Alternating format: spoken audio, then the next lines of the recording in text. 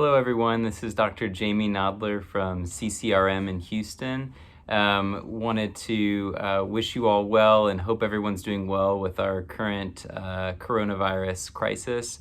But, we wanted to also offer you all some resources. What we're going to talk about today, this is my wife, Dr. Abby Nodler. She's a psychiatrist.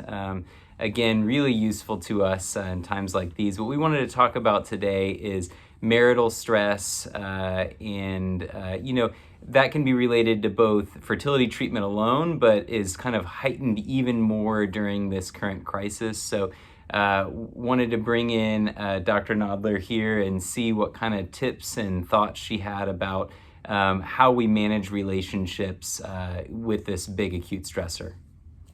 Hi, yeah, so I think when Jamie asked me to do this or be involved in this and sort of share my thoughts, it's the current crisis around COVID and coronavirus is actually probably a pretty similar stressor to people who have dealt with infertility. There's a financial strain, there's a lot of uncertainty, there's lots of differing opinions. Do we take the social distancing thing seriously, and how seriously do we take it when it comes to holidays or sick family members? The same thing as fertility. What steps do we take? What are we comfortable with religiously, culturally? So there's a lot of similarities. So I think that there's some general principles that we need to think about, and they apply to both situations. And now you could be dealing with both sort of crises or struggles. The first thing I think is most important is the idea of communication. And that could be an hour-long talk in and of itself. But the first thing is to really practice communication, meaning sharing your thoughts. And communicating isn't sharing all of your thoughts all the time, but it is thinking of the key points you want your partner or people involved in your fertility journey to hear, to know. And then to work on validating the other person in the communication's thoughts and feelings and listening. So sharing and validating and listening are the key parts of the communication, and that's key. And so I just want to jump in on that one. So what I tell my patients all the time, I want to get your opinion on it, is sometimes I notice that, if both partners of the couple are undergoing this same acute stressor, I a lot of times recommend, let's get a third party involved. And that's where having a counselor, like we have counselors at CCRM in Houston, someone like Dr. Nodler, or maybe even a religious person, or someone else in your life, to be an impartial third party and jump in to help with that communication sometimes. Right. And we think of counseling as absolutely one of the best ways to have intervention when you are having problems communicating, and that again is not distinct to fertility, but actually the most important thing I want to say is that most people think of marital counseling as something you do after you've had years or months of struggling in your relationship. And actually, the challenge I want you to think about is that it's actually preventative. So whether it's you're doing the counseling around fertility or around grief or loss or a partner struggling with mental illness, you want to do the counseling as a preventative measure if possible.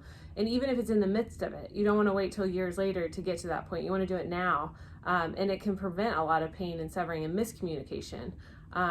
So yeah, absolutely something to consider is therapy. And most of the people who are practicing mental health, whether they're social workers or psychiatrists or therapists, are doing that virtually. Mm-hmm. So they're very much in practice and still working and able to help people through video conference and other modalities. Yeah, and just like Dr. Nodler is doing telehealth visits at CCRM and all of our locations, we're still doing telehealth visits as well. So if there's questions from a reproductive standpoint, you can still reach out to us. We're still here. We haven't gone anywhere. We're all still working. And we can help answer those questions and maybe do that along with maybe a third party as well. What are some other things that we want to think about, Dr. Nodler? So other than communicating, right, which is a simple concept but very complicated and lots of other things fall under that. The other things you want to think about is connecting with your partner or your family in things unrelated to fertility or unrelated to the COVID-19. So you want to think about things that you enjoy doing together, spending time together that's not around that, because I know at least with infertility, every conversation can come up about that or the trouble there. And so we want to find ways to connect with people outside of those stressors or those specific topics. And the other thing is we want to just accept that we're going to have differences, right? We're going to have differences of opinion, different perspectives, different worries, different fears. or there might be a difference in someone having all the fear and someone else not having any of the fear. And that's just something we have to practice acceptance around. And the other thing is reaching out. So if you have thoughts and fears, you've communicated as best you can, and maybe isn't heard, or your partner isn't at the stage of validating those or understanding them, you reach out to other people and share those thoughts or fears or concerns, ideas, and sort of find a place where you can have that back and forth, or just an ear to listen to. So socially reaching out. Yeah, so what I'm taking from this is that having this stress and marital stress and relationship stress around this time, whether it's for infertility or because of the coronavirus, it's normal. So that, we should normalize those feelings and give ourselves a break, maybe a little bit. Maybe think about counseling, try communication, reaching out to your fertility doctors as well.